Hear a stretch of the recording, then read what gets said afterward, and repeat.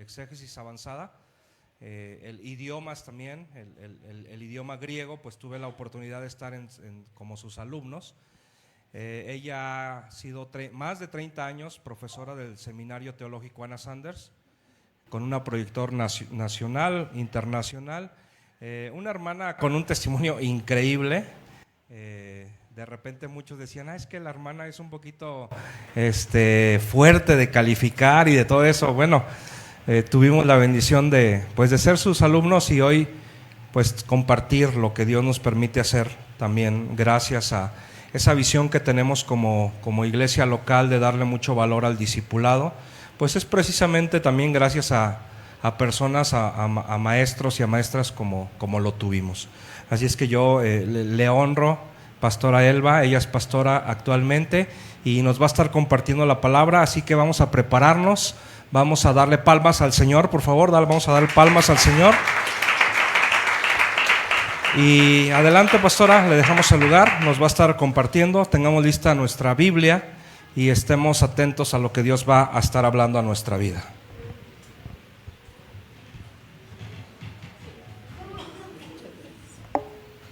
Bueno, ¿ya puedo hablar? Buenos días, hermanos. Dios les bendiga en esta mañana. Gracias por el agua. Y vamos a abrir nuestras Biblias, por favor, ahí en el... Sí, esa mejor. Gracias. En el libro de las cartas universales del apóstol Pedro. Por favor, abran su Biblia ahí en la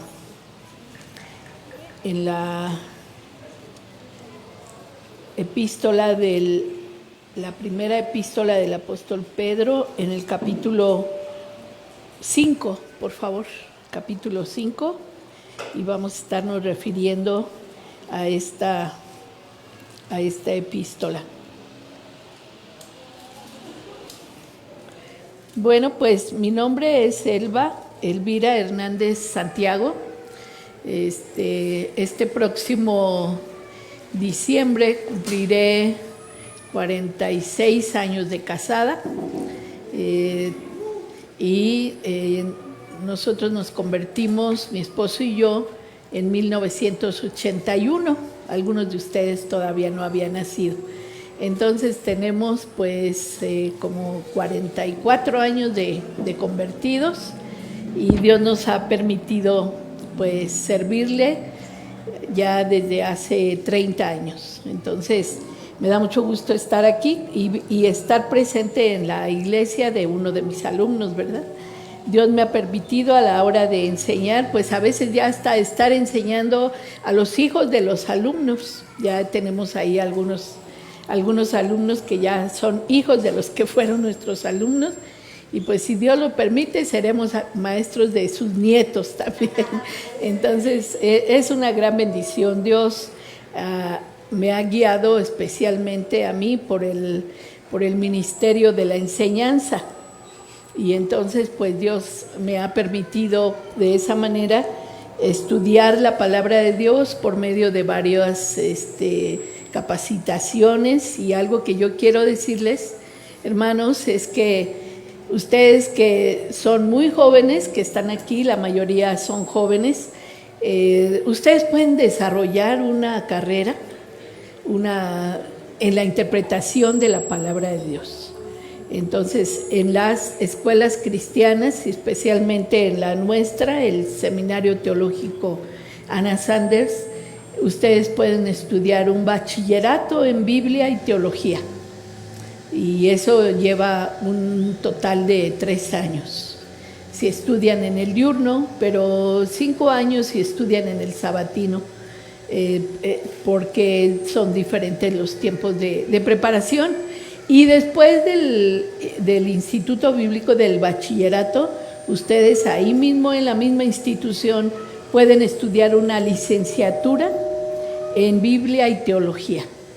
Y también existe la posibilidad, no en la misma institución, pero en otra institución, estudiar la maestría en divinidades, que esta carrera, esta maestría, pues el alumno tiene como propósito que domine los idiomas bíblicos, tanto el hebreo como el griego, y otras materias que son muy pertinentes para adquirir una maestría. Y ya está en curso un doctorado.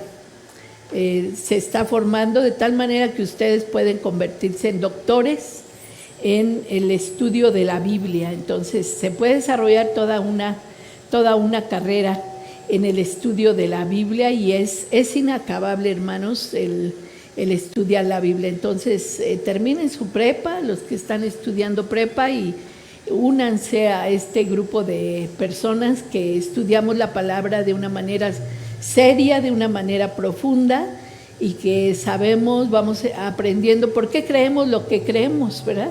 Así que ustedes ya empezaron aquí con un discipulado, como veo, pues síganle, ya hasta que Dios los llame al ministerio. Entonces, algunos de ustedes ya están en el seminario. ¿Cuántos de ustedes están estudiando ya en el seminario? No los conozco a todos, hoy no vinieron. Bueno, muy bien. También tú, hermana, gracias a Dios. Entonces, hermanos, pues esa es la... Si Dios los llama a la enseñanza, pues hay que estudiar, ¿verdad? Hay que prepararse. Sí. Gracias. Bueno, pues vamos a darle lectura a este pasaje. Vamos a leer exclusivamente el versículo 7, pero vamos a estar leyendo todo el capítulo 5. Así que si se pone de pie, por favor, vamos a leer la palabra de Dios y vamos a darle lectura al versículo 7. Dice, vamos todos juntos, por favor, hermanos. Echando toda vuestra ansiedad sobre Él, porque Él tiene cuidado de vosotros. Vamos a orar. Padre, gracias por esta oportunidad de estar aquí en la iglesia de Tony, de Diana, que tú has levantado en esta comunidad. Como yo sé, como me ha sido platicado, han estado en diferentes lugares, y esto no es muestra más de que tu amor para la comunidad en esta región. Todos los lugares donde han estado han sido de bendición para la comunidad que le rodea.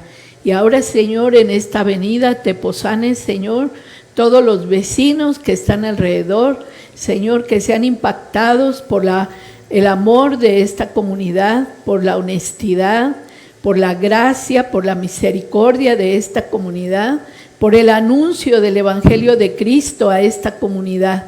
Bendícelos, Señor, y bendice tu palabra ahora que vamos a meditar en ella. Te lo ruego en el nombre de Jesús. Amén. Tome su lugar, por favor.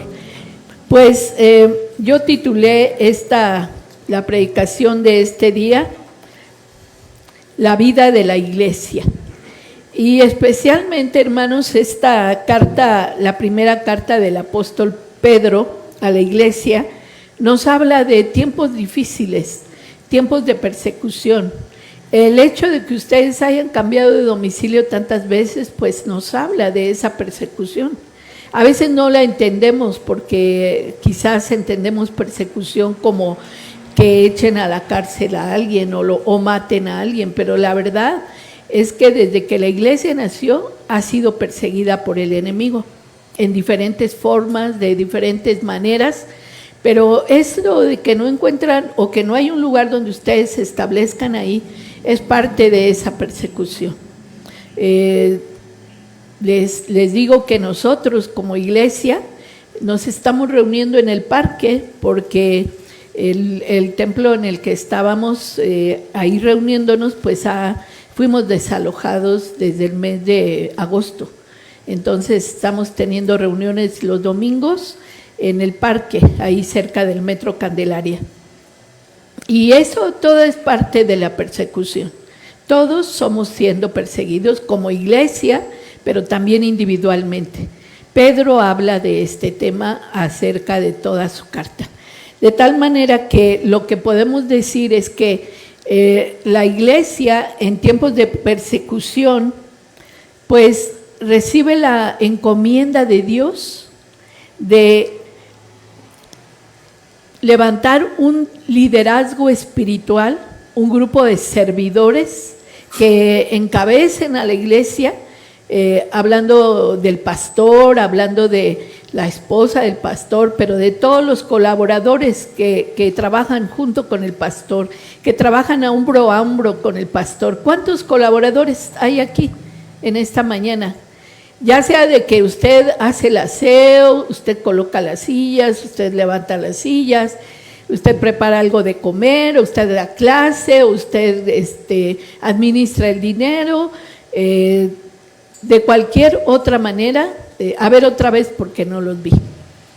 Muy bien, pues Dios a través de esta palabra, Él dice que requiere que haya un liderazgo permanente, un liderazgo espiritual a la altura de su responsabilidad. Es lo que dice este pasaje que vamos a estarnos refiriendo. En 1 de Pedro 4:7, vaya conmigo, 4:17. Dice, porque es tiempo de que el juicio comience por la casa de Dios. Y si primero comienza por nosotros, ¿cuál será el fin de aquellos que no obedecen al Evangelio de Dios? Es decir, tenemos que darnos cuenta, hermanos, que una iglesia cuyo liderazgo pastoral vive y cumple su misión de pastorear a la grey de Dios, al cuerpo de Cristo, Dios ha puesto bajo su cuidado, bajo ese liderazgo, a una iglesia para prepararla para lo que venga. Los tiempos no van a mejorar. Los tiempos van a ir empeorando hasta la venida de Cristo. Sabemos que el Señor puede volver hoy, pero la iglesia debe de estar preparada. Y el liderazgo de la iglesia, junto con el pastor, debe de estar colaborando para que la iglesia esté preparada y para que en tiempos de dificultad la iglesia no mengüe y la iglesia no retroceda, sino que se fortalezca y sea fiel a Dios. Ese es el trabajo del liderazgo. Entonces, si usted es colaborador del pastor, usted es llamado a esto. Y esta palabra es para usted, pero también para la iglesia, porque Pedro habla a la iglesia, al liderazgo, y también habla a la iglesia en general. Entonces, ¿qué es lo que prepara a la iglesia para cumplir su misión en medio de las circunstancias más adversas, inclusive la persecución? ¿Qué es lo que prepara una iglesia? Debemos de estar preparados y debemos de estar conscientes de que todo el tiempo somos perseguidos y que todo el tiempo tenemos una lucha espiritual con el enemigo de Dios. Entonces, lo que prepara a una iglesia es tener un liderazgo comprometido con Dios, con visión, que ama a las ovejas y que es un ejemplo de amor, ese liderazgo. La persecución ha sido, escuche con atención esto, la persecución ha sido el modelo histórico, bíblico, para que la iglesia crezca. La iglesia crece cuando está en persecución. No quisiéramos, yo quisiera darle otras noticias. Quisiera decirle algo como de la teología de la prosperidad y que usted va a ser cabeza y no cola y que usted está aquí porque Dios lo va a prosperar y le va a derramar millones en su cuenta bancaria, pero eso no es verdad. Dios usa la persecución y el sufrimiento para purificar a su iglesia, pero también para fortalecerla. Así que eso es lo que vemos aquí. Entonces, yendo ya a la palabra, el versículo 1 dice: ruego a los ancianos que están entre vosotros, yo anciano también con ellos, y testigo de los padecimientos de Cristo, que soy también participante de la gloria que será revelada. Entonces, hermanos, voy a pasarme para acá.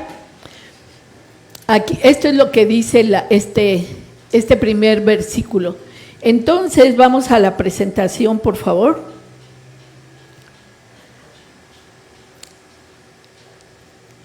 La vida en la iglesia debe reflejar nuestra fe en Jesucristo.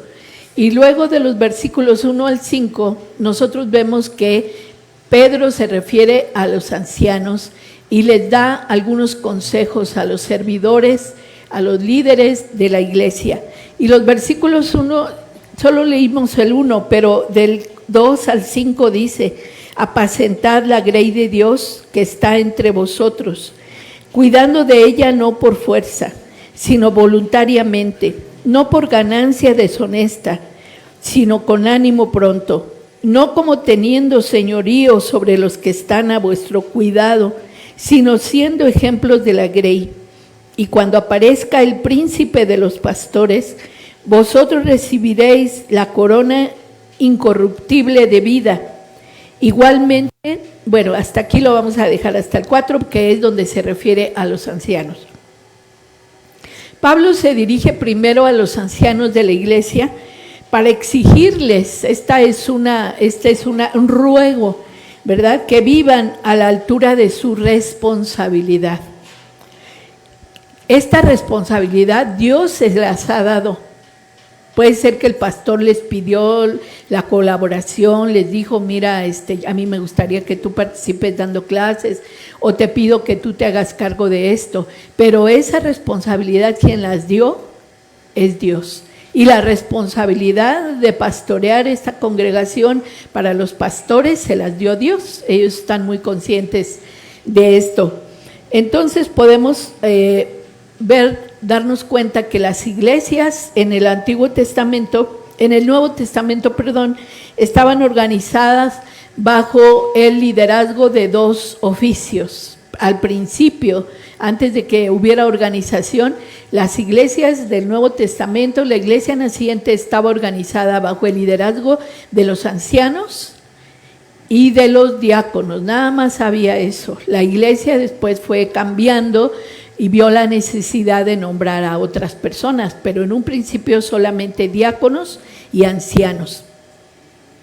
Entonces, podemos darnos cuenta en la siguiente, que estaban hablando de este grupo de personas. A los ancianos, la anterior, por favor, se les llama de diferentes maneras. Se les llama obispos, anciano o pastor. ¿Por qué estos tres nombres? Depende de la función que desempeñan. El pastor de una iglesia puede desempeñar el oficio de obispo. Y cuando se refiere a obispo, esto tiene que ver, ahorita les digo en qué sentido.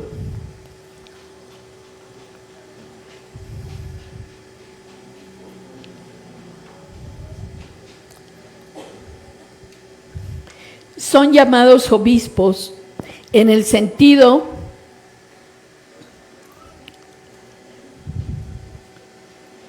de su madurez espiritual.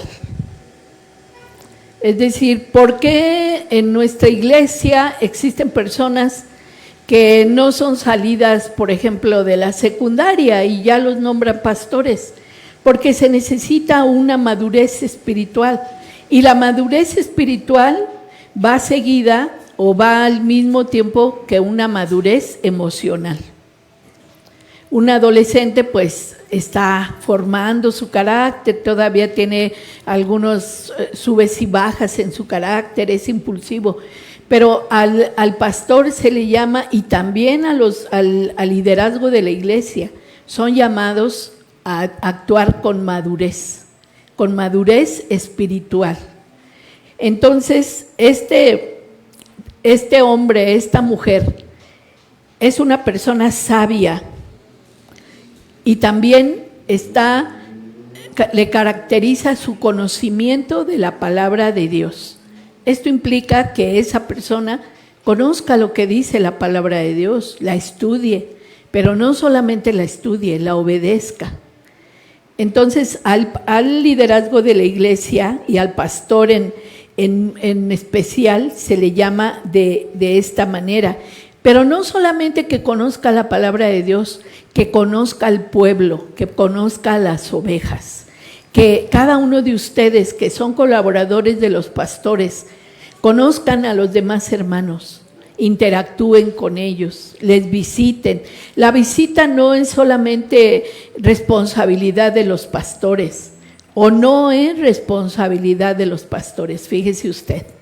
Porque luego hay algunas ovejas en la iglesia que se molestan porque el pastor no los visita. Pero no es responsabilidad del pastor visitar, es responsabilidad de los colaboradores. El pastor lo hace porque no hay quien. Y los pastores hacemos muchas cosas porque todavía no tenemos colaboradores que lo hagan. Pero los pastores de la iglesia, de acuerdo a lo que dice Hechos, fueron llamados por Dios para estar con Él, para conocer su palabra y para orar. Eso es lo que tiene que hacer un pastor. Tiene que conocer la palabra, tiene que orar. Y todo lo demás lo hacen los diáconos. Entonces, las iglesias jóvenes, pues nos vamos organizando y vamos delegando responsabilidades, pero todo es para que la iglesia crezca. Si los pastores continuamente están estudiando, se están preparando, entonces van a poder alimentar adecuadamente al rebaño que les ha sido confiado.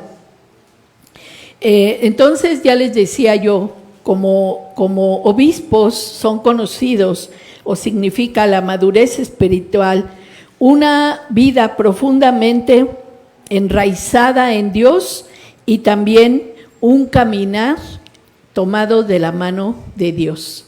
Pero luego viene otro nombre, ¿verdad? Que es anciano. El anciano no se refiere a personas de mi edad, sino a personas, porque hay personas muy jóvenes que pueden ser nombrados en la iglesia, en otras denominaciones, son nombrados ancianos y tienen alrededor de 40 años. No es la vejez, sino es la seriedad, la dignidad con la que las personas se conducen en las cosas de Dios. Les quiero narrar una anécdota. Hace años, cuando todavía estábamos en el templo, un joven, estábamos preparando la cena del Señor y pues hay jóvenes muy inquietos, muy dispuestos, que les gusta ayudar en todo, y estábamos con otras hermanas preparando la cena del Señor, los elementos de la cena del Señor, y ese joven que era muy juguetón se acerca conmigo y me dice, pastora, ¿le ayudo? Y yo que lo conozco que es muy juguetón, y le digo, no, gracias, y se sintió. Y después ya me dijo, ¿por qué no quiso que me ayudara? Y le dije, porque eres muy juguetón y vas a empezar a jugar con los elementos. No son sagrados, pero ahorita que los estamos preparando, hay cosas que son espirituales y que son de mucha dignidad y de mucha seriedad. Y con esas cosas no se puede jugar. Porque además, el que te dé la oportunidad y que tú juegues y que tú estés ahí bromeando, que con la galleta, que con el jugo de uva, pues eso te puede acarrear a ti una situación difícil. Entonces, por eso son nombradas personas que sabemos que entienden de qué se trata preparar la cena del Señor. De qué se trata ese momento tan solemne en el que todos participamos y tomamos la cena del Señor, ¿verdad? No es tiempo para estar jugando, para estar riendo, no es tiempo para recibir llamadas de teléfono, es tiempo para concentrarnos en lo que estamos haciendo. Entonces, un anciano se caracteriza por esa madurez, entiende el aspecto espiritual de la iglesia, que no es una comunidad de únete a los optimistas, que no es una comunidad de los Boy Scouts. La iglesia tiene una importancia única. Esta, junto con la familia, son dos instituciones que Dios estableció. Solo dos, no hay más. Dios no instituyó el grupo de alabanza, no lo instituyó. Hoy existe porque nos hemos puesto de acuerdo en que existe y que lo necesitamos. Pero los dos elementos, los dos cuerpos que Dios estableció fue, en primer lugar, la familia. En primer lugar. Y en segundo lugar, la iglesia.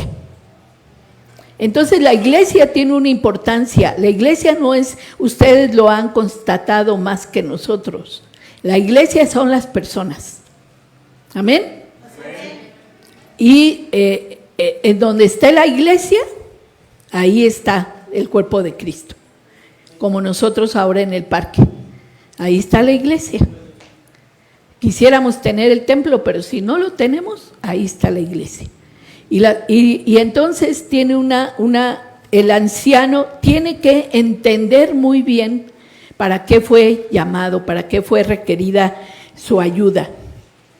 Entonces esto podemos decir. Ahora queda uno que es el pastor. Bueno, el pastor es llamado el poimene y tiene que ver con el hecho de que el pastor es como en el tiempo bíblico quien traía su cayado y traía un rebaño de ovejas. Eso es lo que significa. Pero la tarea del pastor, como pastor, es la misma persona. Pero un pastor ejerce 3 funciones. Como pastor es responsable de alimentar a las ovejas con un buen alimento. Es responsable de cuidar a las ovejas. Para eso trae el cayado. El cayado le sirve para que cuando una ovejita se quiere ir por allá, con la parte curva del cayado la jala. No, el hermano está diciendo para que le pegue. No. Sí quisiéramos pegarles a algunos, pero no es para eso. No es para eso. Es para jalar a la oveja, porque déjenme decirle una cosa. Yo voy a hablar de la oveja y no de las ovejas de la iglesia, porque las ovejas, esas lanuditas que nos las comemos en barbacoa, esas ovejas no tienen sentido de orientación como los perros o como los gatos. Esas ovejas, si se van, se fueron. No regresan, no tienen sentido de orientación. Hemos escuchado que hay personas que se quieren deshacer de su gato o de su perro y que van y lo tiran, quién sabe hasta dónde, hasta allá ¿cuál es lo más lejos por aquí? En el bordo. Pues el gato regresa, porque huele y porque tiene sentido de orientación. Las ovejas no. Las ovejas si se van ya no saben regresar.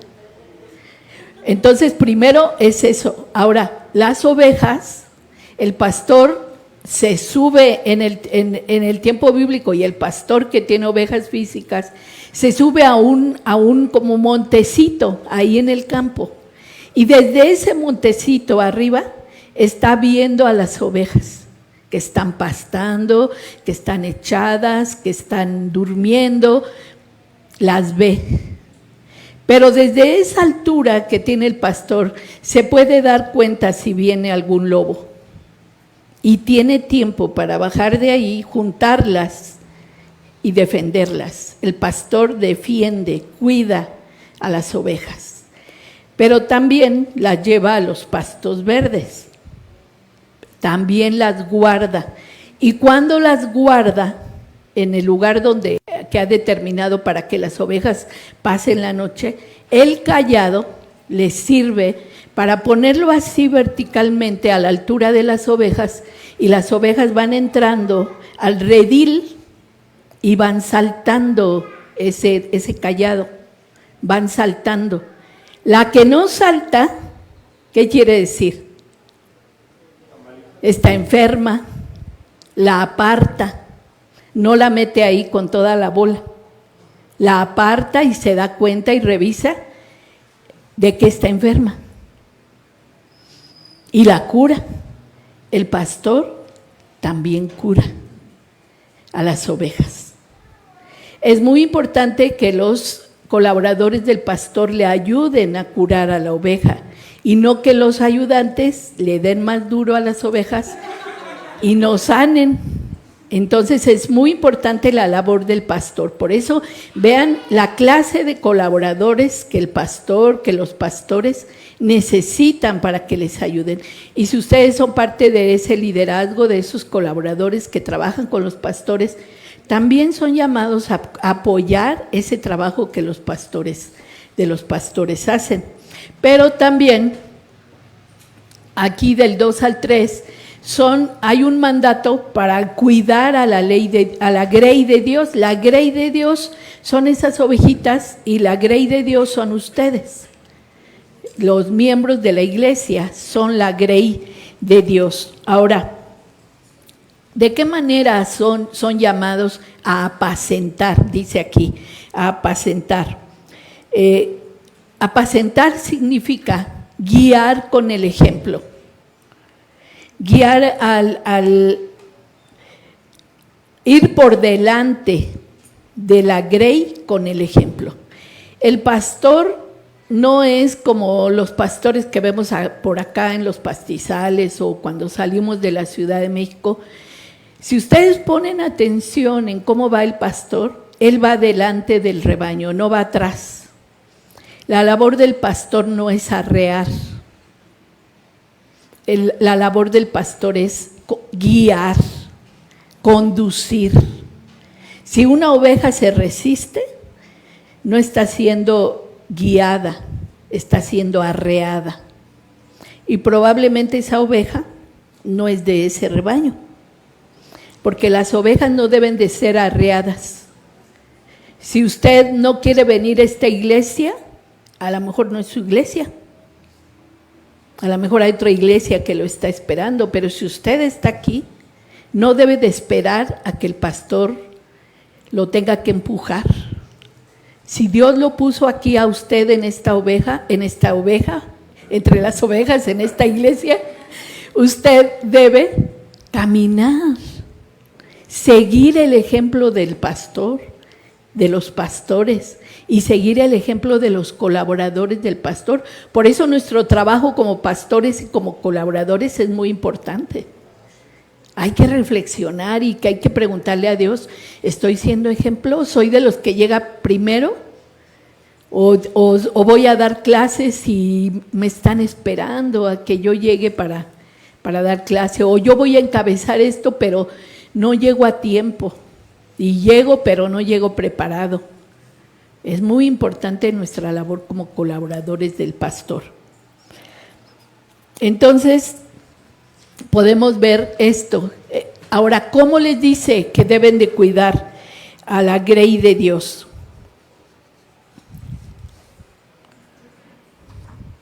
Dice que debemos de cuidar a la iglesia de Dios, no con sentido de compulsión. Aquí en el pasaje de Primera de Pedro dice,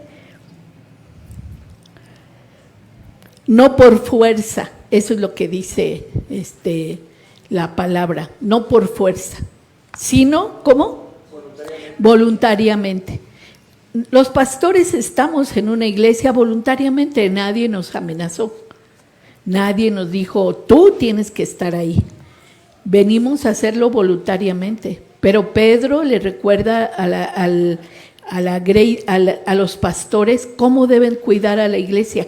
¿Por qué? Porque estamos en el contexto de la persecución, porque estamos en el contexto de que la iglesia es perseguida, está siendo perseguida. Entonces puede haber el deseo del pastor de proteger, pero si la oveja no se deja cuidar, no debe de hacerlo por fuerza, sino voluntariamente. También dice que debe de hacerlo no con avaricia de ganancia material.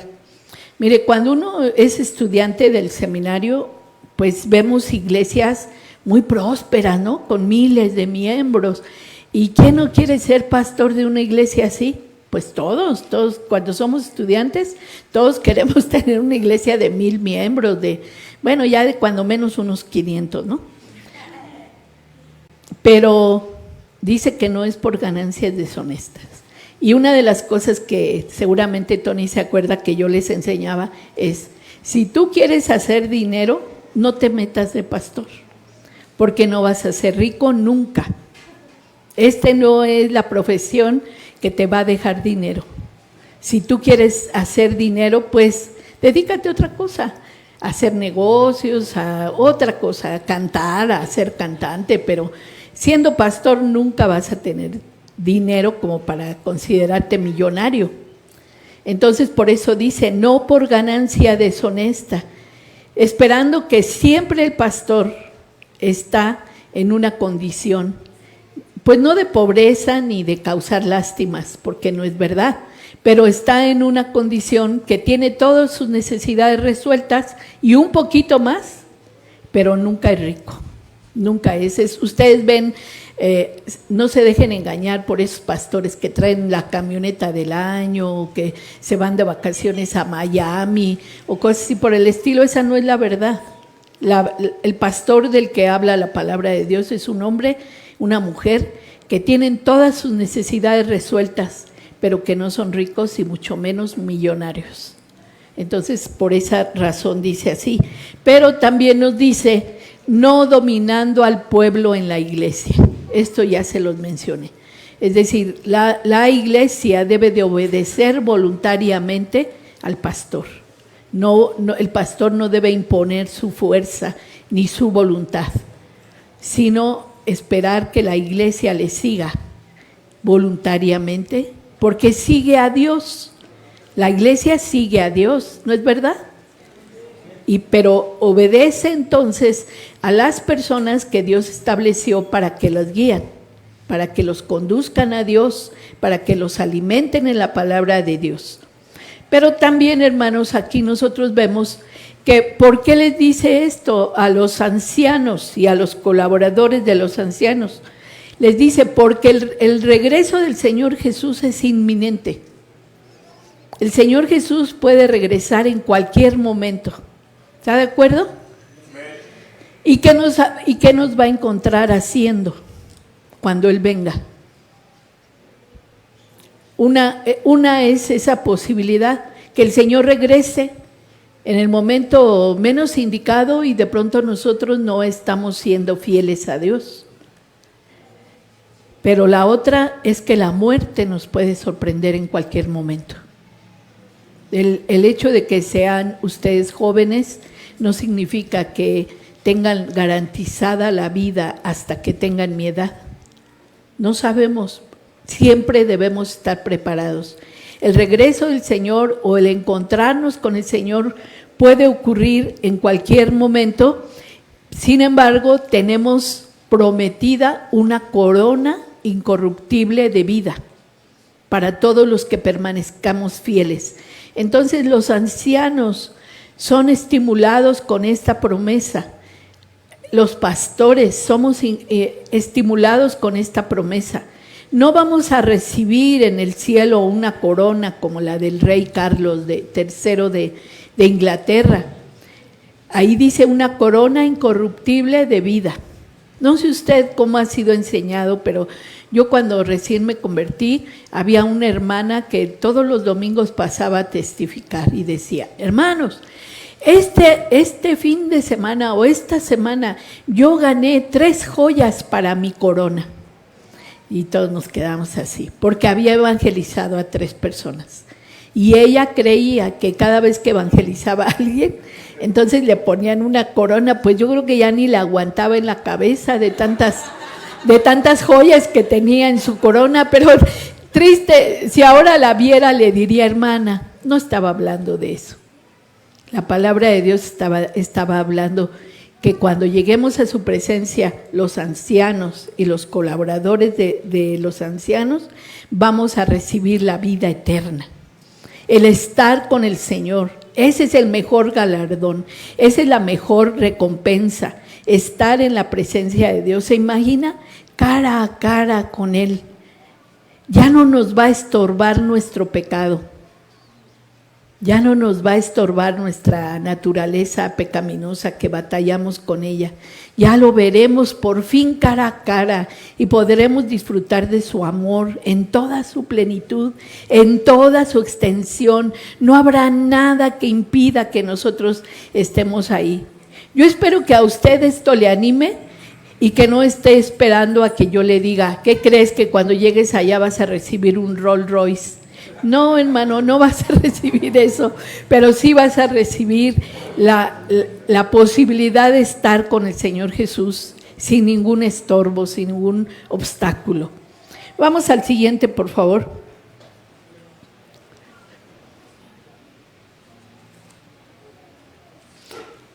Vamos ahora, y mire, yo no sabía cuántos jóvenes había en esta iglesia, pero son la gran mayoría. A ver, levanten la mano los menores de 40. Mire, pues eso son una buena parte, así que bueno, nada más sóbese, si le duele, porque va para los jóvenes de la iglesia. Este consejo que sigue es para los jóvenes de la iglesia. Muy bien, entonces, ¿qué dice a los jóvenes de la iglesia? Vamos a leerlo. Es el versículo 5. Dice, igualmente, a ver, ustedes léanlo. Jóvenes. 1, 2, 3. Igualmente, jóvenes, estad sujetos a los ancianos y todos sumisos unos a otros, revestidos de humildad, porque Dios resiste a los soberbios y da gracia a los humildes. Sígale hasta el 11. Perdón, hasta el 9. Cuidaos pues bajo la poderosa mano de Dios, para que Él os exalte cuando fuere tiempo, echando toda vuestra ansiedad sobre Él, porque Él tiene cuidado de vosotros. Sed sobrios y velad, porque vuestro adversario el diablo, como león rugiente, anda alrededor buscando a quien devorar, a la cual resistid firmes en la fe, sabiendo que los mismos padecimientos se van cumpliendo en nuestros hermanos en todo el mundo. Amén. Muy bien, hasta ahí. Este consejo es para los jóvenes. La iglesia a la que Pedro escribe es una iglesia que está formada por ancianos, que son colaboradores de él, y por una gran cantidad de jóvenes. Bueno, fíjese usted que la juventud, de acuerdo a una definición de la UNESCO, está definida así. El joven es aquel a quien la sociedad le concede tal carácter. Ninguna etapa es más preciada por la sociedad que la juventud. Y el poeta nicaragüense dice, juventud, seguramente usted conoce este poema, juventud, divino tesoro, que te vas para no volver. Cuando quiero llorar, no lloro, y a veces lloro sin querer. Así es, ¿verdad? La juventud es un tesoro divino que pasó y ya no hay vuelta atrás, ya no regresa. Lo que sí podemos decir nosotros, que la juventud consiste en una serie de cambios en todos los aspectos, en el aspecto emocional, en el aspecto físico, en el aspecto social, pero también en el aspecto sexual. Es una transición de la dependencia a la independencia. La juventud es una transición entre la dependencia de los padres a una etapa de independencia de los padres. Pero hoy, como estamos viendo, los jóvenes no se quieren casar y siguen dependiendo de sus papás. No trabajan, no estudian, pero quieren que sus papás los mantengan. Pero eso sí, con mucho enojo dicen, soy independiente, déjame vivir la vida. Pues sí, cómo no, mira, ahí está la puerta. Y yo digo que cuando uno, a lo mejor me estoy desviando un poquito del tema, pero hay muchos jóvenes aquí. Luego los jóvenes ya quieren tener novio o novia. Pero resulta que para invitar a la novia le dicen a su papá, préstame para ir a tomar un café con mi novia, o préstame tu coche para ir a dar una vuelta, o préstame para ir al cine, o préstame. No, hermanos y hermanas, si usted quiere tener novio es porque ya se va a casar, primero. Y segundo, si usted quiere tener novio es porque usted, o novia, es porque usted ya va a pagar. Qué fácil ahora los papás ya no solamente tenemos que mantener al hijo, ahora también a la novia. Y es un fenómeno, ¿eh? Yo voy a un lugar con mi esposo a comer pescado y bueno, ahí está el chico y ahí está la chica. Pobres papás, y la comida de pescado no es barata. Y ahí está ella comiendo y pidiendo camarones y los dos, ¿no? Camarones y ostiones y langosta. Pero eso sí, muy independientes. ¿Quién paga la cuenta?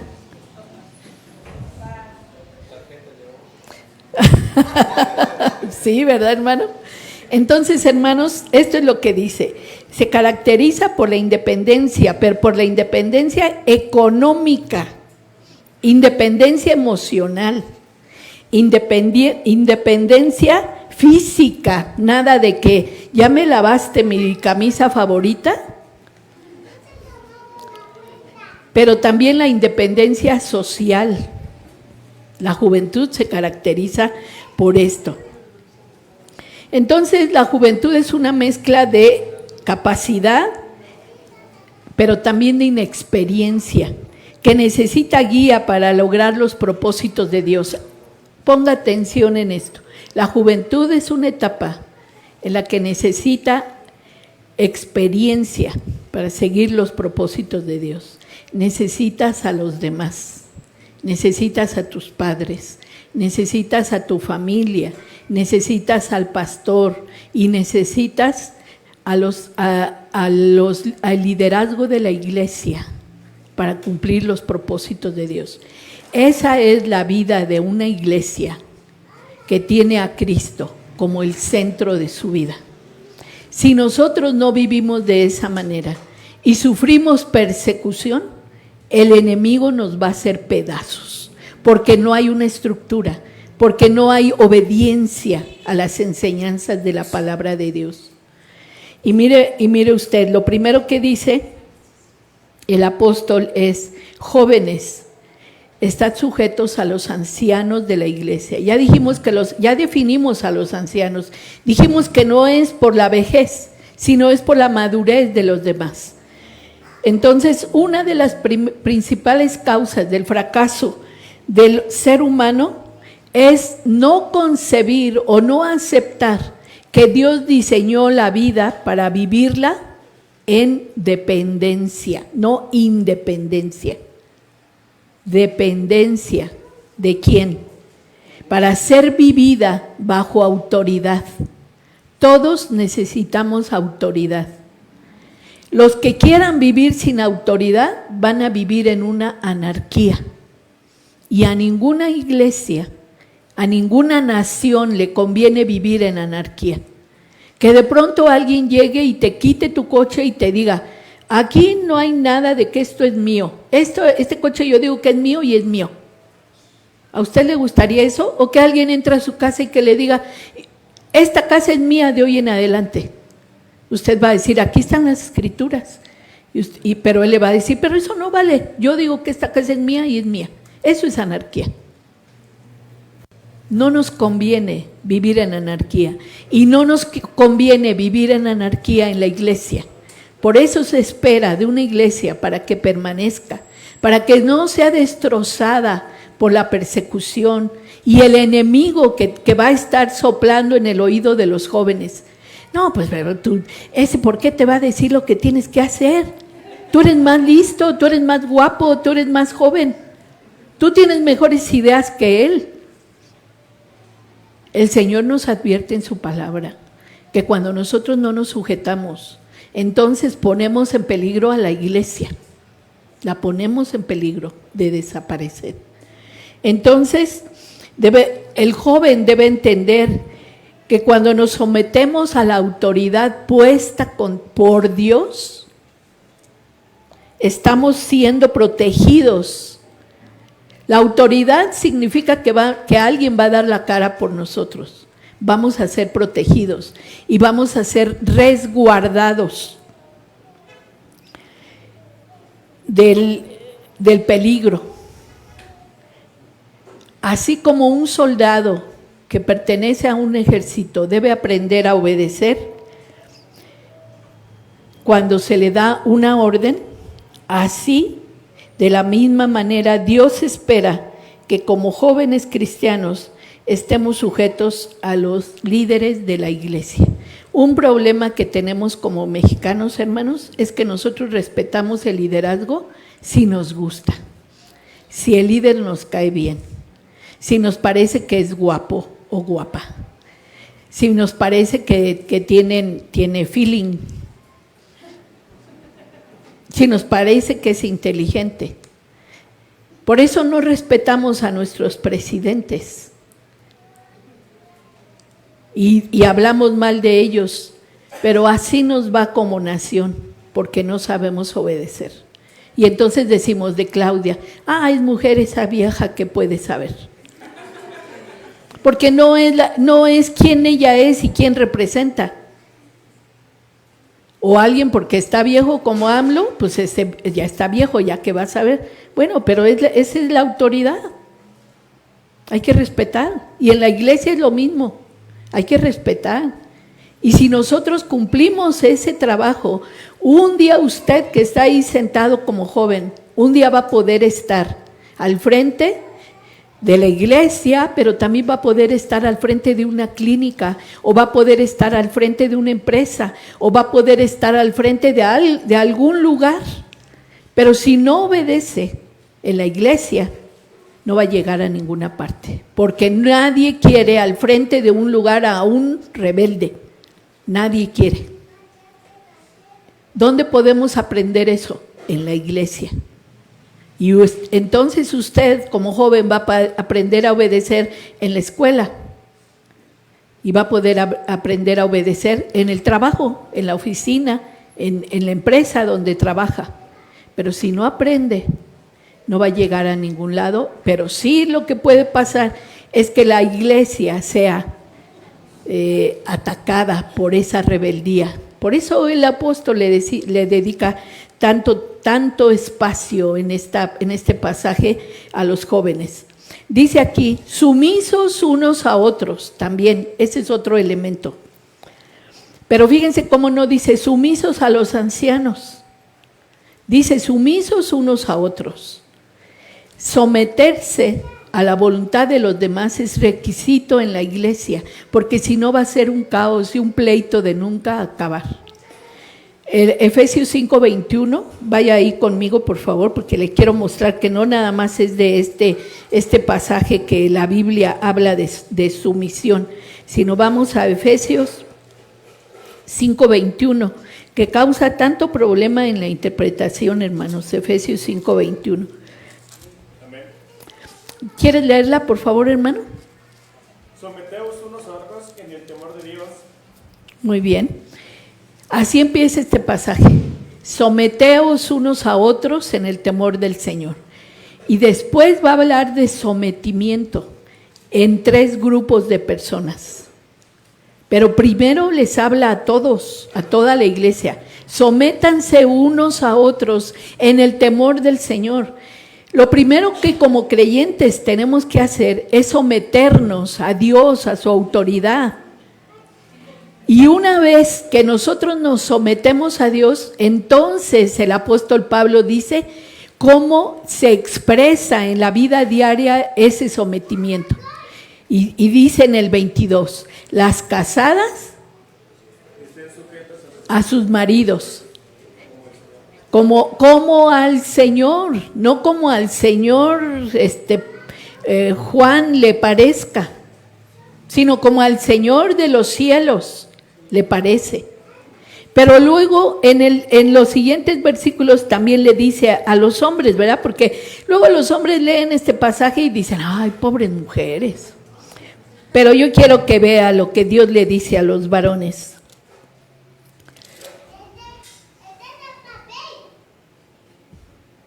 Ay, perdón, estoy leyendo Gálatas. Bueno, 5:21 dice. 25. A ver, ayúdame tú también, hermano, con tu voz de trueno. Maridos, amad a vuestras mujeres, así como Cristo amó a la iglesia y se entregó a sí mismo por ella. Síguele. Para santificarla, habiéndola purificado en el lavamiento del agua por la palabra, a fin de presentársela a sí mismo, una iglesia gloriosa, que no tuviese mancha ni arruga ni cosa semejante, sino que fuese santa y sin mancha. Así también los maridos deben amar a sus mujeres como a sus mismos cuerpos. El que ama a su mujer, a sí mismo se ama. Hasta ahí. Entonces vean, a la mujer le dice, pero si su esposo está sujeto al Señor, si el esposo de esa mujer que menciona aquí está sujeto al Señor, no va a haber ningún problema de sometimiento. Y primero el hombre debe estar sujeto al Señor. ¿Y cómo se demuestra que está sujeto? Porque la ama. Aquí en este pasaje 7 veces se le dice al hombre, ama a tu mujer. 7 veces. ¿Cuántas veces los hombres casados de aquí, cuántas veces al día le dicen a su esposa, te amo? Al día, ya no nos vamos al mes, al día. O va a ser como el chiste que dice, fueron a consejería o esposo y esposa y le dice el pastor a la esposa, oiga hermana, pues qué, ¿por qué tiene? ¿Por qué está enojada? ¿O por qué vinieron aquí conmigo? Y ella le dice, pues es que mi esposo nunca me dice que me ama, nunca me trae flores, nunca demuestra su amor por mí. Y le dice el pastor al esposo, hermano, pero ¿por qué no le dice que la ama? ¿Por qué no le trae flores? Y el esposo le dice, ay, no, pastor, yo le dije a ella que la amaba el día que nos casamos y no he cambiado de opinión. O sea, el día que se casaron le dijo y ya piensa que ese es para la eternidad. 7 veces le dice Dios al hombre.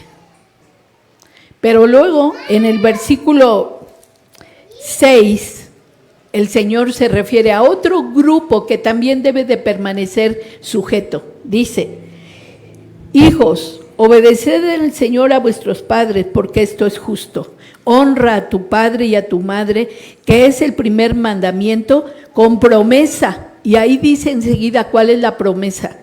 Para que te vaya bien y seas de larga vida sobre la tierra. Esta es una cosa que los jóvenes ignoran. Si las cosas no te salen en tu vida, a lo mejor es porque no estás honrando a tus padres. Y de que seas de larga vida sobre la tierra, es literal, no crean que digan es figurado. Es literal. ¿Quieres vivir muchos años?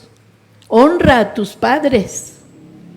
¿Quieres que te salgan bien las cosas? Obedece a tus padres. Hónralos, ayúdales en la casa. No estés ahí sentado viendo como tu mamá pasa con el trapeador para acá y para allá y tú levantas los piecitos para que no te vaya. En lugar de que le quites el trapeador y le digas, yo que tengo muchas fuerzas, yo voy a trapearle y le voy a dar duro a este piso. Y tú dices, ay, no me vayas a manchar. Tú que ves que tu mamá viene con un bolsón del mercado y tú le dices, ¿me trajiste lo que te pedí? En la casa se empieza a honrar a los padres. Y aprendiendo en la casa, uno va a la iglesia y uno se somete. Y uno obedece a los ancianos de la iglesia. ¿Ven cómo va todo esto? La iglesia debe caminar así. A veces pensamos que todo es así como etéreo, como espiritual, pero no, la vida en Cristo se demuestra y se vive en las cosas más cotidianas. Así que por esa razón le dice a los jóvenes así. Entonces les está diciendo que se sometan, y también los ancianos se van a someter a Dios, y la iglesia vive una vida de sumisión. Yo me someto a ti, tú te sometes a mí. ¿Qué problema puede haber? ¿Qué problema puede haber si unos a los otros nos sometemos porque estamos sometidos a Dios? El problema es que no siempre estamos sometidos a Dios. Si no nos sometemos a Dios, no nos vamos a someter a nadie. Y vuelve a decir, sumisos unos a otros. Enfatiza esto porque la iglesia a la que Pedro está escribiendo, su problema es ese. Son insumisos, son rebeldes, no obedecen a nadie. Y luego agrega, revestidos de humildad, vestidos con la humildad.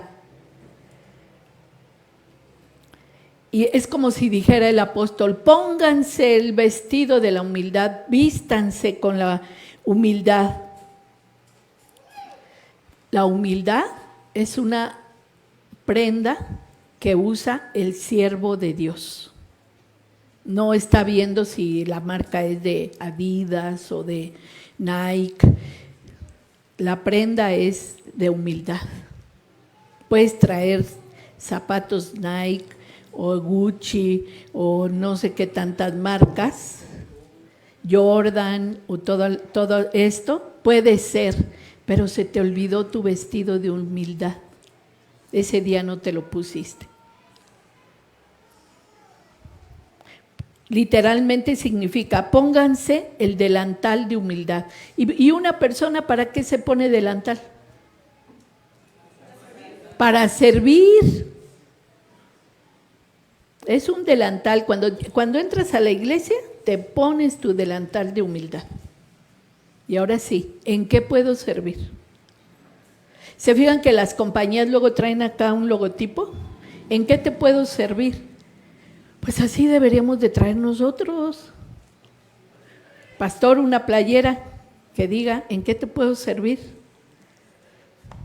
No nada más de promoción, sino que sea parte de nuestra personalidad. Y entonces les cuento esto que dice así. Un misionero dijo que si tuviera que elegir 2 palabras para el crecimiento espiritual de cada persona, pero también de una iglesia, serían estas palabras: no lo sé y lo siento. No lo sé y lo siento, porque parece que todos sabemos de todo, ya por el aparatito que cargamos. Pero el que tú sepas lo que significa una palabra no significa que te haya caído en el corazón.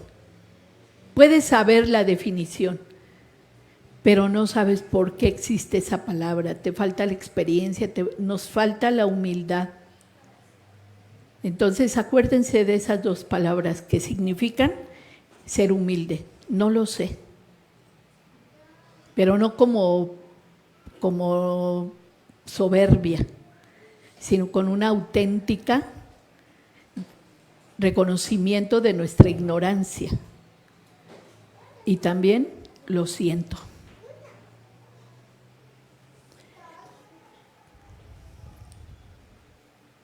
Ser humilde en este pasaje es un estado permanente para los jóvenes. Y hemos visto, yo creo que los pastores pueden constatar esto. Hemos visto siendo pastores cómo hay jóvenes que tienen tantos recursos de Dios, que tienen tantos dones, tantos talentos que Dios les ha dado, pero les falta humildad. Y no van a llegar a donde quieren llegar, porque les falta ese ingrediente tan importante que es la humildad. A veces uno en la iglesia requiere más a una persona que no sea tan inteligente, pero que sea dispuesta a ayudar, porque no va a estar cuestionando tus preguntas. Le dice, lleva esto para allá, y oiga, pero ¿no sería mejor que en lugar de llevarlo allá, lo llevamos? Decía mi pastora, la hermana María Fuentes, porque yo un día fui joven y ella nos traía, bueno, no saben cómo. Un día traía yo un vestido, una blusa sin mangas, ahí estaba yo en la iglesia Emanuel, porque ahí llegamos nosotros y ahí crecimos y ahí nos desarrollamos. Y estaba yo en una mesa ahí en Emanuel con una blusa sin mangas. Y ella estaba en el púlpito y me vio y se dejó venir. Y yo la vi y dije, ay Dios mío, ¿qué habré hecho? Y sí, efectivamente llegó conmigo y llegó y me dio unos manotazos así aquí y me dijo, Elvita, así que sin mangas. Y yo dije, sí hermana, ¿no puedo usar eso? Me dijo, no. Ah, bueno, le dije yo, desde ese en adelante no uso blusas sin mangas. Puedes decir anacrónico, ¿qué tiene de malo? Ay, qué atrasada, ay, qué vieja, ay, qué. Eran los estándares de esa época. Pero aunque no esté de acuerdo, hay que obedecer. Hay que obedecer. Si nos cuesta tanto trabajo la vestimenta, ¿qué importa cómo te vistas? ¿Cuánto trabajo nos costará el corazón? Que es importante. Entonces, joven, si el pastor te dice, si algún hermano de la iglesia te dice, no te vistas así, ¿qué vas a decir? Ahora, puros de ese modelo me voy a comprar.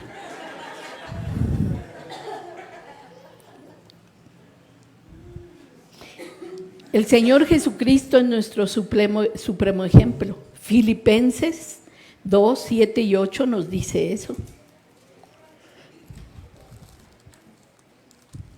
A ver, ¿quién la encuentra más rápido y me ayuda a leerla? Filipenses 2, 7 y 8. Y esa hermana, mi pastora, digo ahora, pues yo sé que eran otras épocas, pero por ejemplo ella me decía, porque llegué a ser diaconisa y luego íbamos a preparar la cena del Señor y ella me dijo un día, Elvita, ve a ver si ya llegó la hermana Juanita y te fijas si no trae botas. Y ya voy, ahí estaba la hermana Juanita. Y regreso y le digo, sí, hermana, ya llegó, ¿trae botas? Le digo, sí, trae botas. Ah, gracias. No la llamó. No la llamó a preparar la cena del Señor. Eran otros tiempos. Pero cada tiempo tiene su código de dignidad, de respeto. Cada tiempo tiene su código. Y si nosotros no establecemos el código, a veces les hacemos un daño a nuestros hijos dejándolos que se vistan como se les dé la gana. Y a veces no son contratados por el código que usan. A veces no reciben oportunidades por la forma como se visten, con la forma como se peinan, por la forma como se cortan el cabello, por la forma que usan zapatos, por la forma de hablar. Y luego nosotros decimos, ¡ay, el diablo! No es el diablo.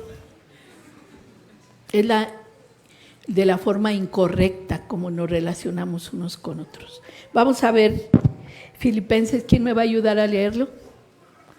Hermana, por favor. Fuerte, así que te oigan hasta la otra esquina.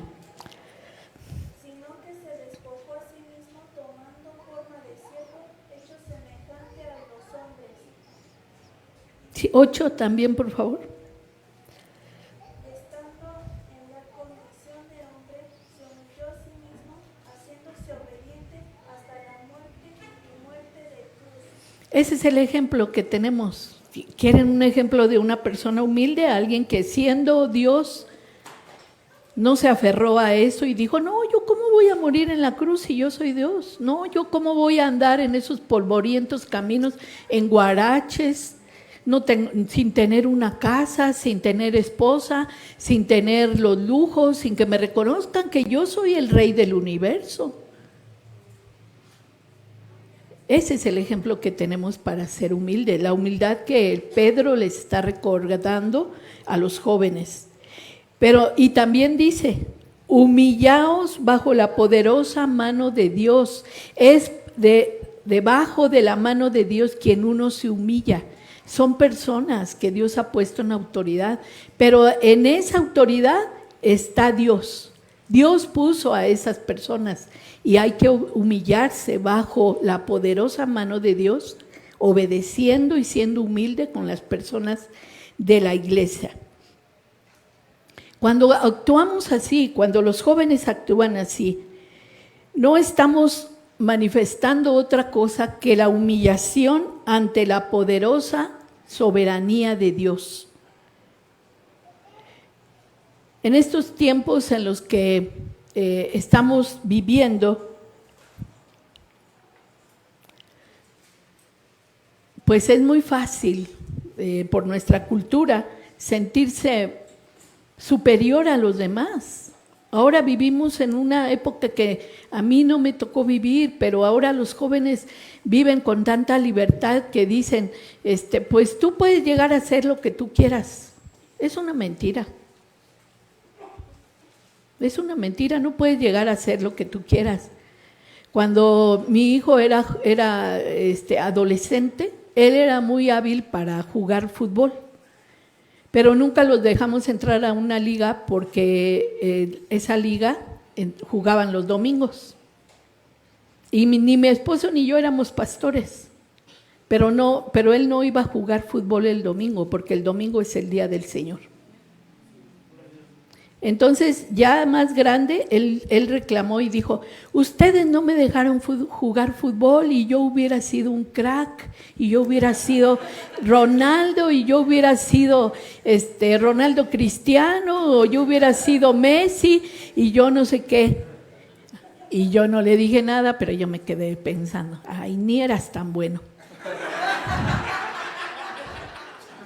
Entonces, pues está muy bueno eso, está muy bueno, pero la verdad que no podemos ser lo que queramos. Estamos limitados. Esos jugadores los respeto y los reconozco, porque además a mí me gusta el fútbol. Y lo reconozco. Son únicos en su clase. Pero ¿cuántos son, hermanos? Contados. Entonces, si el chico va a ser Messi o mejor que Messi, lo va a demostrar. Entonces, no podemos ser lo que queramos. Es mentira, no se la crean, porque luego van a invertir su dinero y van a querer ser como el inventor de Google o de Instagram o de X, ¿o de qué? De Facebook. Y ahí están invirtiendo todo su dinero en eso y no. Pues si lo eres, lo vas a dar a conocer. Pero ahora quieren dinero rápido, fácil y rápido. Casi que no me canse. Pues no, esas personas se cansaron, hicieron múltiples intentos, pero miles de intentos hasta que les salió. Entonces, humillaos bajo la poderosa mano de Dios. Y aquí dice, hermanos, cómo se humilla uno. Un ejemplo, una práctica, algo práctico de cómo podemos saber los jóvenes, pero también todos nosotros, cuando alguien se está humillando. Porque es fácil decir, yo soy humilde, así, con esta carita. Y todo el mundo se la cree, pero no, hermanos, hay dos formas en que podemos comprobar si una persona, si un creyente realmente está siendo humilde. La primera de ellas es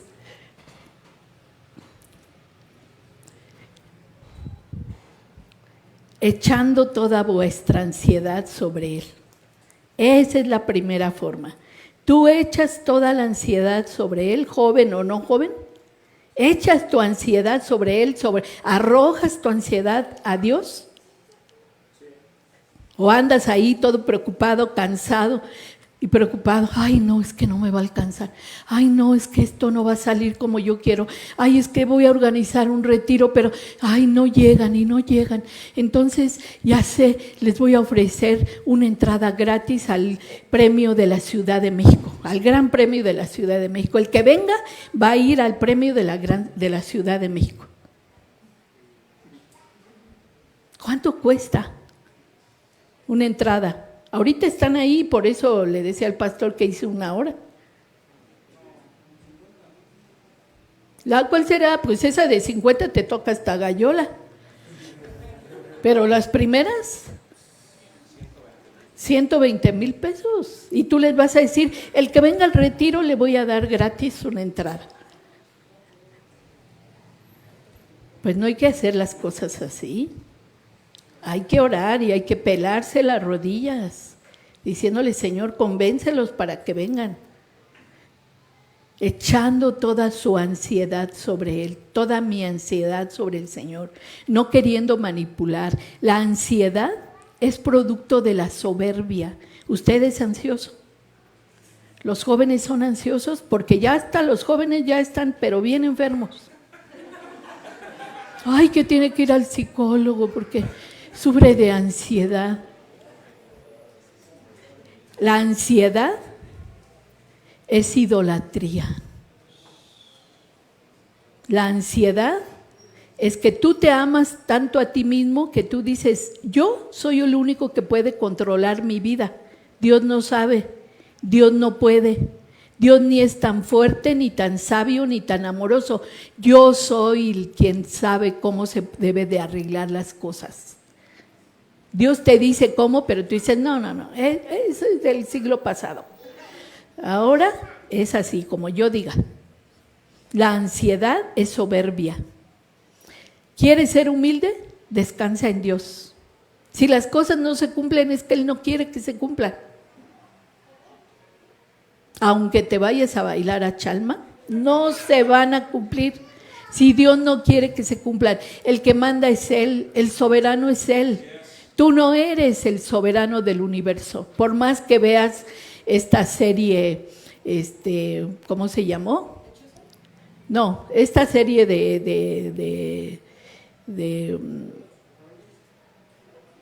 que ya lleva como 20. No, es que ustedes son muy jóvenes. Pero esta serie de... No. Bueno, esta serie habla de este hombre que después hizo Indiana Jones, ¿cómo se llama el actor? Bueno, este hombre hizo de Star Wars. Ya, ¿verdad? Bueno, entonces, de Han Solo. Bueno, tú no eres Han Solo. El que se humilla echa toda la ansiedad sobre Dios y no se anda preocupando porque sabe que el único que le puede ayudar es Él y que si las cosas no salen como yo quiero es porque Dios no quiere. Y entonces yo me apego a esa voluntad de Dios. Pero también, ¿de qué otra manera se sabe que estamos echando nuestra ansiedad sobre Él? Mira,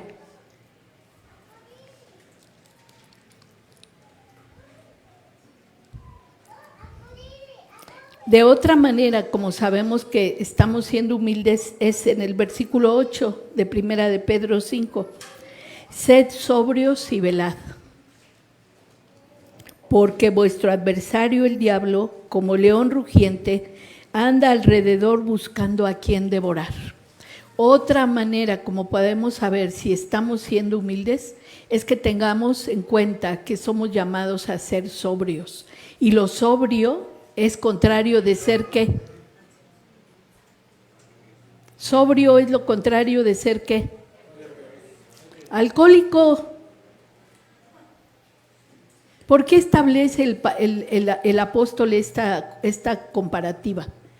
Porque miren, ¿Qué hace un alcohólico o un drogadicto? El alcohólico está gobernado por el alcohol, por eso hace cosas locas, por eso hace cosas vergonzosas, porque ya no es dueño de sí mismo, el alcohol lo gobierna, el alcohol lo maneja, él hace ya sin ninguna inhibición, hace cosas absurdas, igual que un drogadicto, hace lo mismo. Bueno, el Señor le está diciendo, no te dejes gobernar por el alcohol, ni por la droga, ni por el dinero, ni por ninguna otra cosa. Sé sobrio. ¿Qué hacen los sobrios? Usted y yo estamos sobrios hoy, eso espero.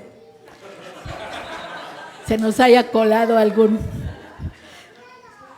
¿Qué hace un sobrio? ¿Cuáles son las características de un sobrio? Consciente, está en sus 5 sentidos, ¿verdad? Sensato, piensa, razona, es dueño de sí mismo, no va a decir aquí una cosa impropia porque ya sabe que no la debe de decir, está en control de sí, de su cuerpo, de sus pensamientos, de sus sentimientos. Es lo que les está diciendo el Señor a los jóvenes, sean sobrios. No tiene que ver con el alcoholismo ni la drogadicción, pero a cada uno de nosotros nos puede controlar algo. Y los jóvenes son los más expuestos a ser controlados, no solamente por sustancias, sino por cosas. Se pueden volver adictos a la moda, se pueden volver adictos a los aparatos electrónicos, se pueden volver adictos a tantas cosas. El apóstol está diciendo, sean sobrios. No se deben gobernar por nadie, no se dejen gobernar por nadie, pero también nosotros como adultos podemos dejarnos gobernar por cosas, por la moda, por ser adictas a que nos arreglen las uñas y no tenemos para comer, pero unas uñotas hasta acá, ¿no? Zapatos como Imelda Marcos, ustedes ya no la conocieron, pero ella fue esposa de un presidente de Nicaragua. Y se decía de ella cuando ellos fueron depuestos que Imelda Marcos tenía más de 1000 pares. Diario se ponía uno nuevo. ¿Y los hombres a qué pueden ser adictos? Se pueden volver adictos a muchas cosas. A todos Dios nos está diciendo, sean sobrios, no se dejen gobernar ni por sustancias, ni por cosas, ni por mujeres, ni por hombres, ni por nadie. Sean sobrios. Una persona sobria es una persona humilde. ¿Por qué? Porque no dice, ay no, a mí no me va a gobernar eso. No, es consciente que sí puede ser gobernado y dice, no, mejor yo me aparto de eso porque eso me puede gobernar y me puede llevar a apartarme de Dios. Sean sobrios, es un signo de humildad. Reconoce sus limitaciones. Y luego dice, echando, ya para terminar, dice, echando toda la ansiedad sobre Él. Algo que te preocupa como joven, algo que te preocupa como adulto, algo que te preocupa como mamá, como papá, esa ansiedad, arrójala a los pies de Cristo, a la cruz, y a reconocer humildemente, yo no puedo arreglarlo, yo no puedo. Eso me quita el sueño, eso me quita la paz, eso me quita. Entonces yo lo dejo en las manos de Dios. Y yo sé que si es de Dios, se va a cumplir. Y si no se cumple, es que Dios no quiere que yo lo tenga.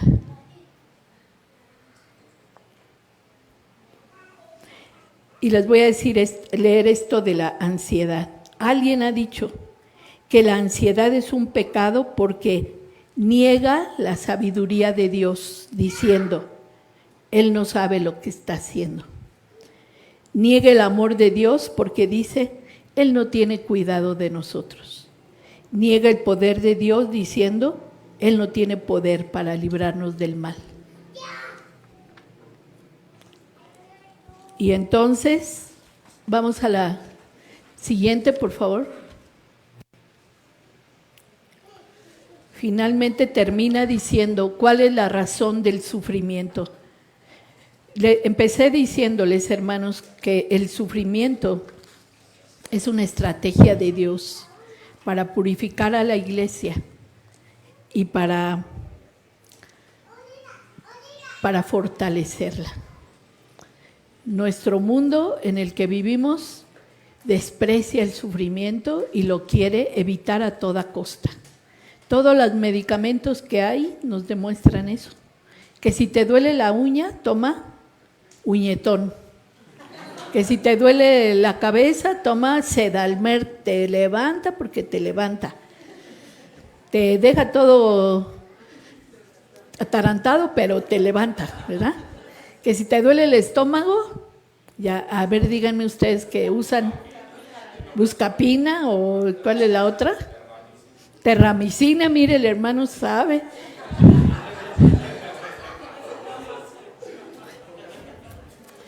Para todo hay medicamento, hasta para el mal del corazón, ¿verdad? Ándale, ácido salicílico, ¿cómo se llama? Entonces, en el 5:10 dice la razón del sufrimiento. Vamos a regresar ahí. Mas el Dios vamos a leerlo todos juntos, ya estamos terminando.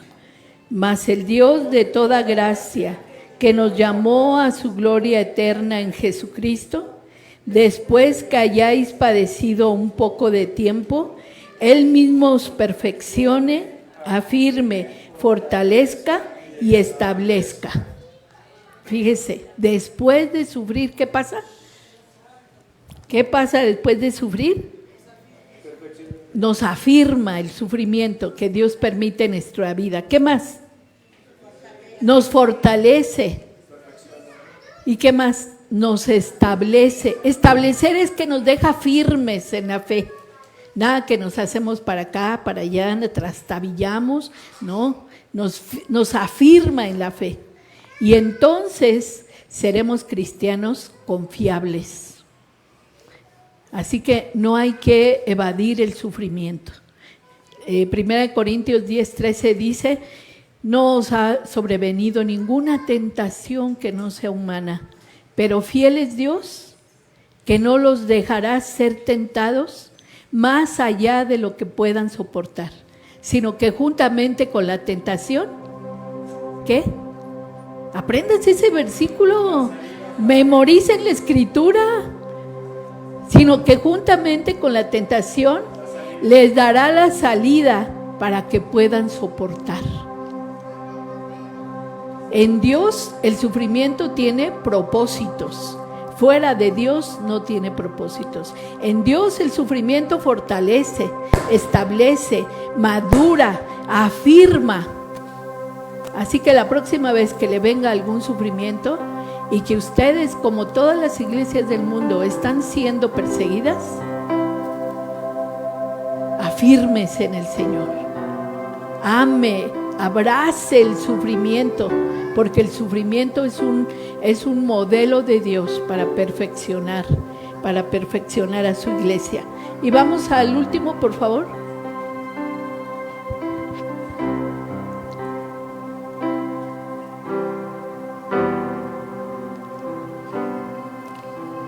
Pedro termina exhortando a los creyentes a tomar un plan de acción en el futuro.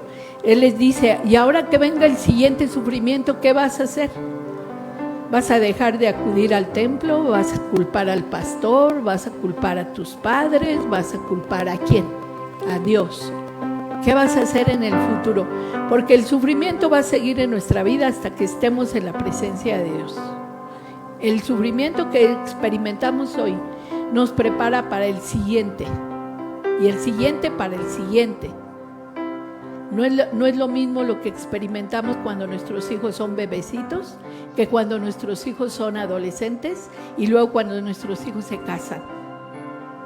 Cada sufrimiento nos va preparando para la siguiente etapa. Si ustedes creen que lo más difícil es tener un hijo adolescente, espérense a que sus hijos se casen para que vean lo que es bueno. Hay que testificar seriamente y de continuo, inclusive con su vida, de la gracia de la que disfrutan. Y luego el apóstol se refiere a Babilonia. En realidad se está refiriendo a Roma, porque Roma era el lugar donde vivían y Roma era un lugar muy difícil de vivir. Nosotros vivimos en la Ciudad de México, que ya esta parte ya es conurbada de la Ciudad de México, y nosotros sabemos de todos los desafíos que es vivir en esta ciudad. Vivimos en un lugar peligroso, pero tenemos que afirmarnos en el Señor. Y luego les dice: salúdense con ósculo santo. Esto era un beso en la mejilla. Pero sí es muy claro, aquí no lo dice, pero leyendo el contexto, hombres con hombres y mujeres con mujeres. Y luego dice el comentarista que esta costumbre dejó de practicarse porque había abusos. Y entonces ya no se besaban aquí, sino aquí. Entonces ya abusaron de eso y ya mejor lo quitaron, pero era una manera hermosa de saludarse, y les desea finalmente que sean bendecidos. Y vamos a la conclusión.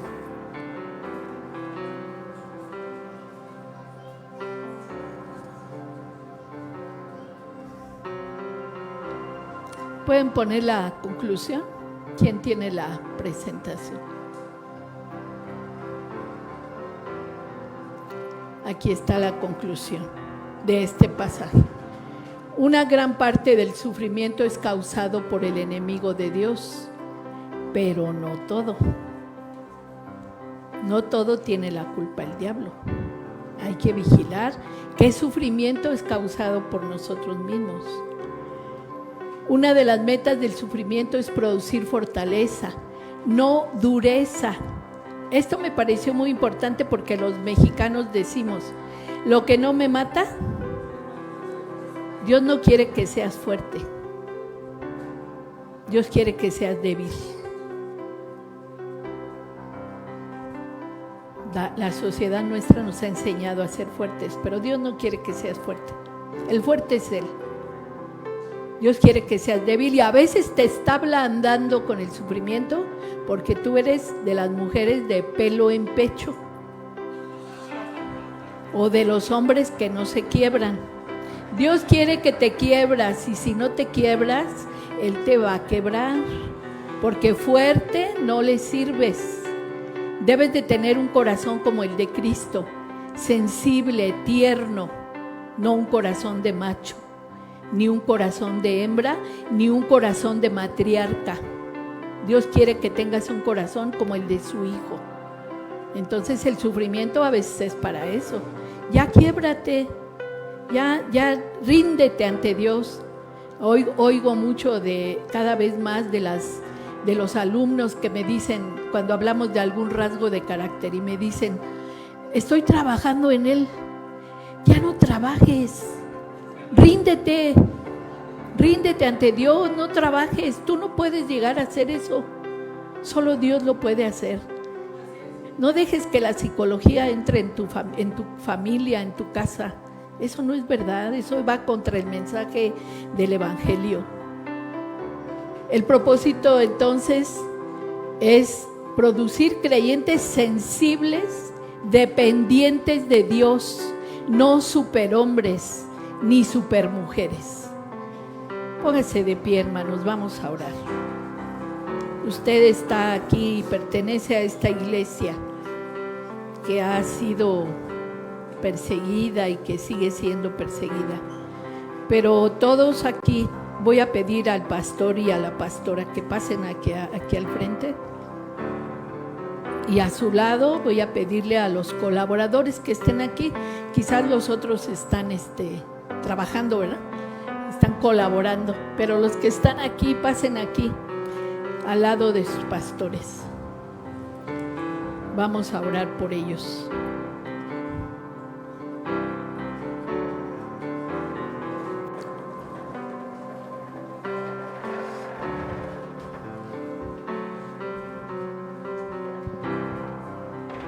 Ahí pónganse a un lado de ellos. Miren estos pastores jóvenes que necesitan el apoyo de Dios, pero también el apoyo de todos ustedes, hermanos, que se comprometan juntamente con ellos a ser cristianos sensibles, a ser cristianos que estén dispuestos junto con ellos a cuidar a la iglesia que está aquí enfrente de ustedes. Miren, vean hacia el frente. Esa es la iglesia que ustedes tienen que cuidar junto con los pastores. Se requiere de ustedes que tengan un buen testimonio. Se requiere de ustedes que amen a Dios con todo su corazón. Se requiere de ustedes que estén dispuestos a dar la vida por el Señor Jesucristo. Vamos a orar. Y si usted no ha sido el colaborador que Dios ha querido, arrepiéntase ahora y dígale a Dios: ayúdame a ser el colaborador de mi pastor, de mi pastora que Él necesita, que tú has puesto en mi corazón que ellos sean apoyados por mí. Vamos ahora, levante sus manos a Dios, levante usted como colaborador sus manos a Dios y dígale: ayúdame, Señor. A lo mejor he sido un buen colaborador, pero puedo ser mejor colaborador. Padre Celestial, en el nombre de Jesús, aquí pongo delante de ti la vida de mis hermanos, Señor. Te pongo en tus manos, delante de ti, la vida de Diana como pastora de esta congregación, Señor. Te ruego, Señor, que tus dones, que tus ministerios, Señor, sean derramados en su vida, Padre. Que tú hagas la transformación que has venido haciendo y que quieres hacer en su corazón para guiar esta grey tuya. Te ruego, Señor, por Tony, Señor, ayúdalo, Padre, porque tú lo has llamado, Padre. Háblale, Señor, para que él escuche junto con su esposa por dónde deben ir, qué deben hacer, qué deben enseñar, cómo deben decidir. Oh Padre Celestial, ellos te necesitan. Pero también te ruego por cada colaborador, Padre, te ruego por cada colaborador de ellos, aún los que no están aquí, que hoy no vinieron o que están sirviendo allá, Señor, en otro lugar. Padre Celestial, yo te ruego por ellos, Padre. Ayúdalos a hacer apoyo para sus pastores. Ayúdalos a hacer una bendición para ellos, Señor. Ayúdalos a percibir tu voz.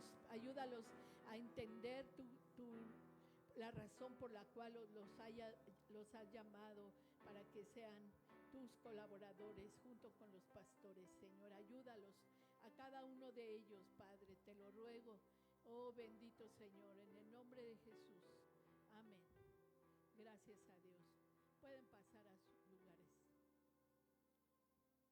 Ahora les voy a pedir a